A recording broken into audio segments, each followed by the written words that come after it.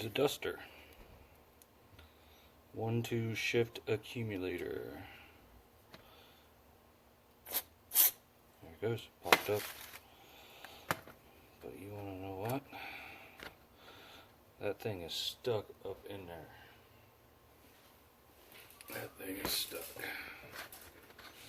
So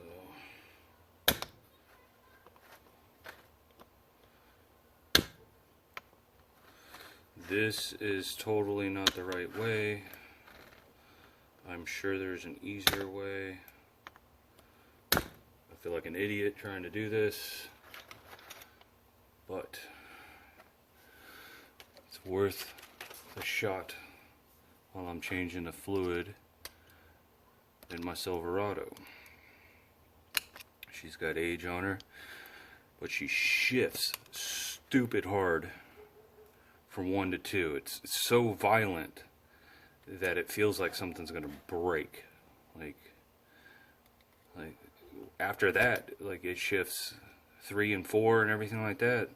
Even overdrive, it screams, it hauls butt. But tell you what, yeah, see, I don't know if you can see that, but it rises. Not like a duster. It has a whole bunch of pressure in it. It's about empty too. Could try brake clean there, but I just feel like it would cause more problems than it should. I'm not worried about screwing this up because on Amazon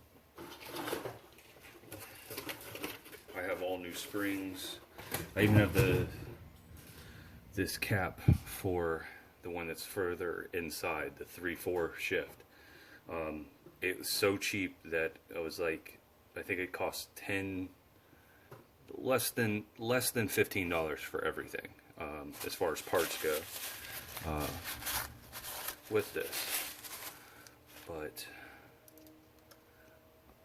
about had it out, but I have not seen if the spring is broken. I was told by a well-known gentleman that works on transmissions that this could be a possibility, that this thing is, there's a spring inside there that could be broken. There's a dozen videos. I doubt most of you will watch this all the way through, but this is kind of like a, oh, there we go, that's a good bite. There's a good set of pliers, vice grips. Like I said, I am not concerned with messing this one up because I have one, but I'm also not trying to. I'll clean everything up real good when I'm done. But wow, yeah, that's some crappy metal that they used. There we go. Aha. So the reveal. Okay, I have that one. The difference between the 1-2 shift and the 3/4 is this bottom piece. See, this one's different than this one. This is their part number. I'm sorry, I forget their name. That's their part number. I think it's like a trans shift or something like that on Amazon. But there's that. But make sure you get the little O-ring. I was a little upset because one of the caps was supposed to actually come with one, and then I bought a separate one. And in all their infinite wisdom, they just sent this one, not everything. But this is the new spring, but I see that there's a smaller spring in there. There's their part number for that too. I hope it's not the small one that might be broken. But that thing was definitely stuck in there. Man, there ain't no springs broken. No Christmas for me. No happy Christmas for me. Or happy birthday. Because I was hoping that there'd be one broken down in there or something. But maybe it's stuck, you know? I mean,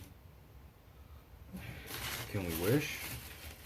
There's a little bit of junk up in there. I don't know if you can see that.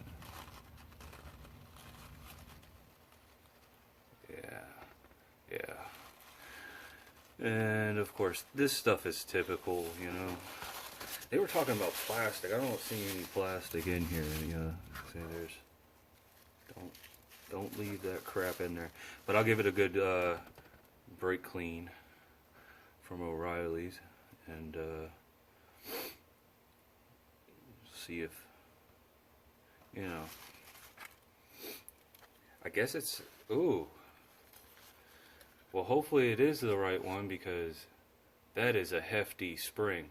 Maybe this one's just wore out. I don't know, but that's a hell of a lot different than that. I'll have to double check the part numbers, make sure I'm doing this crap right. But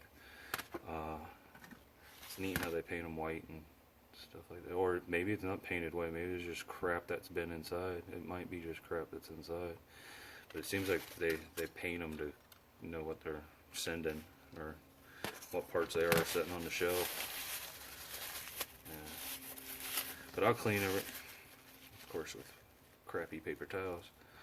I'll clean everything up, and like, this is literally the easiest. You know, I'm no mechanic, man. I'm a parts changer.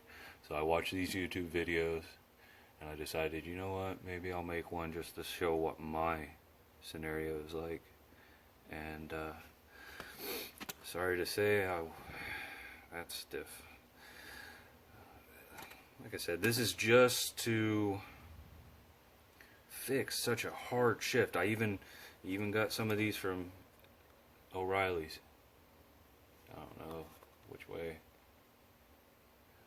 I got 2 of these because they're like $16 a piece for some shift solenoids. You can always try that. I had an issue with that where my truck would start bucking when you put it in